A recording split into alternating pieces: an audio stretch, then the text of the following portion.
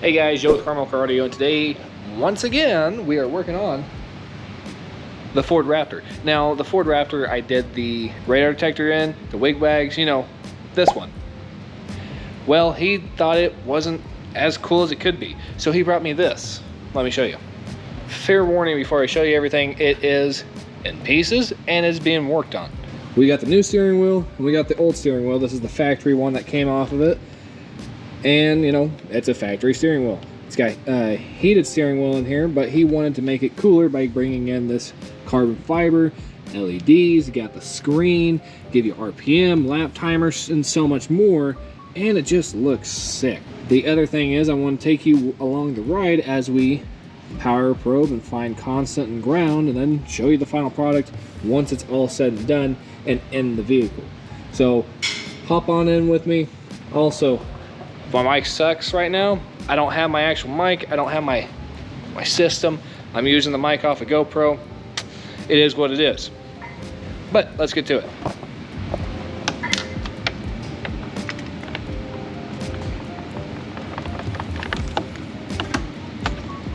Now, I was able to test with the multimeter, that the first pin inside of here is ignition, and it is at the late ignition. Same thing with your radio, that it comes on and then slowly fades away after you turn the ignition off. I have disconnected the battery. I'm going to go ahead, pull the plug, remove my back probe, go ahead and remove this airbag once again, as scary as that is.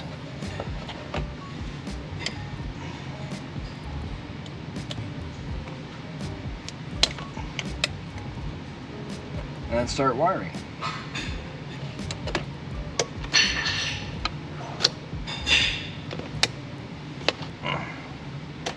Perfect.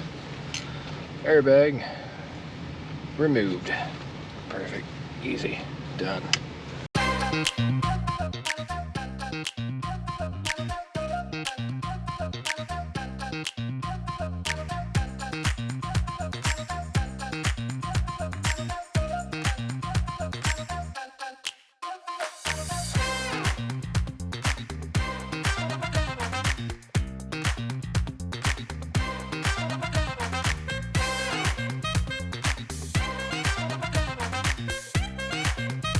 Yeah, not gonna lie, this thing was a lot harder to do than anticipated.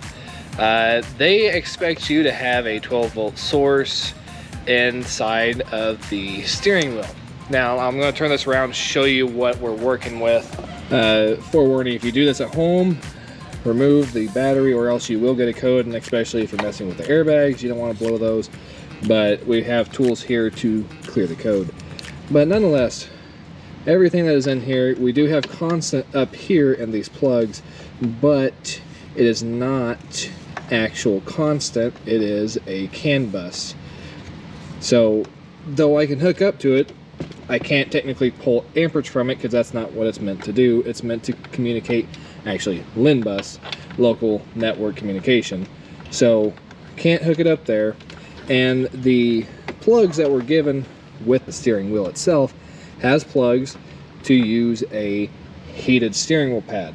Well, those plugs do not match this one here for this vehicle.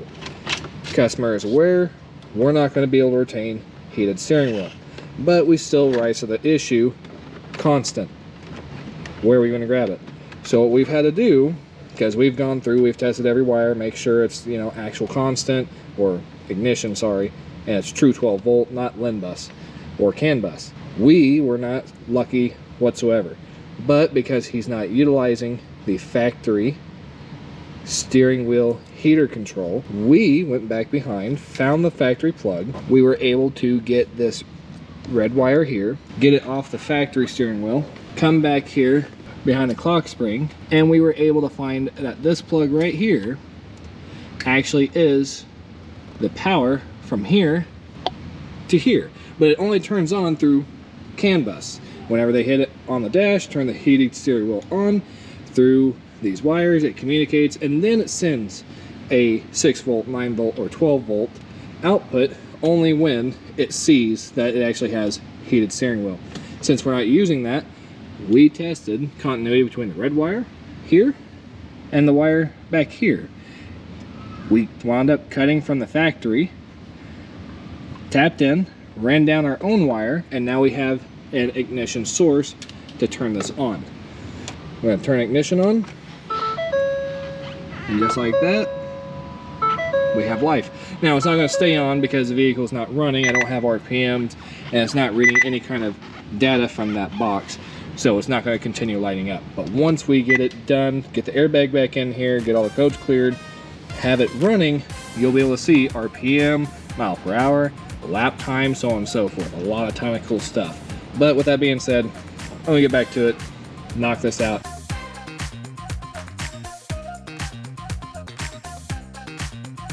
So I do have it done. It's all put back together, cleaned up, and you know, surprisingly, didn't even have to clear the codes on here. It was actually pretty straightforward. Look at that, no codes. But if you want to know what the steering wheel is, it is I ain't gonna be able to pronounce it. Motafar. I'll put it right here. I'll put a link in the description if somebody out there wants to look into a steering wheel for their vehicle. Me personally, I'm probably gonna do one on mine. It's pretty sick. I will tell you, 100% have a professional install this thing. Even I had some issues where I had to go through some loops, figure some things out. And you know, if it wasn't for the fact that the guy had ordered this, I don't know, 9 months ago, he had this whenever we did the radar detector system, I would have had him 100% return it and get one that had the right plug for the heated steering wheel. But he can't return it now, and we're under the understanding that we're not going to be able to have heated steering wheel. So I utilize a factory plug on both ends of the clock spring to send 12 volts through to the steering wheel so it can light up and do all these cool things. So with that being said, let's check it out.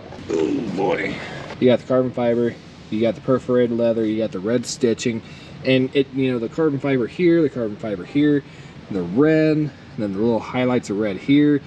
It just looks sick. Let's go ahead and start it.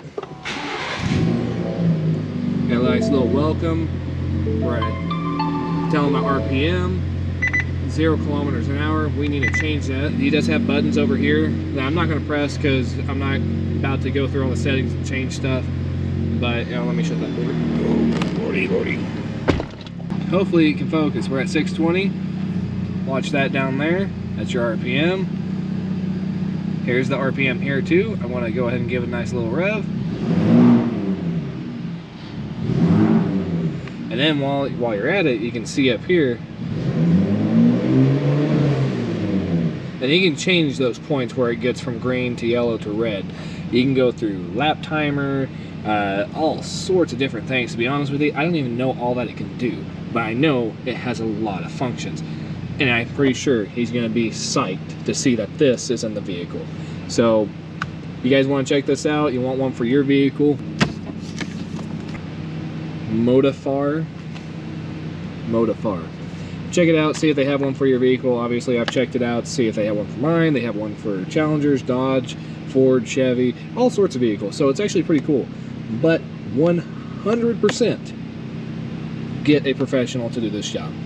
You're not going to want to mess with this. If you're a skilled professional and you have worked on engines and motors and taking a clock spring off and replacing it, this is fairly easy. I mean, it's not too terribly hard if you know exactly what you're doing. The electrical side was still very difficult, considering that it just didn't have anything that we really needed, because it was LIN bus, not true 12 volt constant or 12 volt ignition. It was a data form. So highly recommend professional get it done.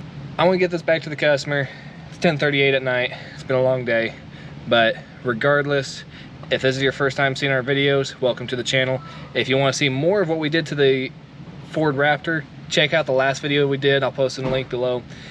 Until then, hit the like button, hit subscribe, stay up to date with us as we're always posting something new, and we want to keep you guys informed. Until then, stay blessed. See you next time.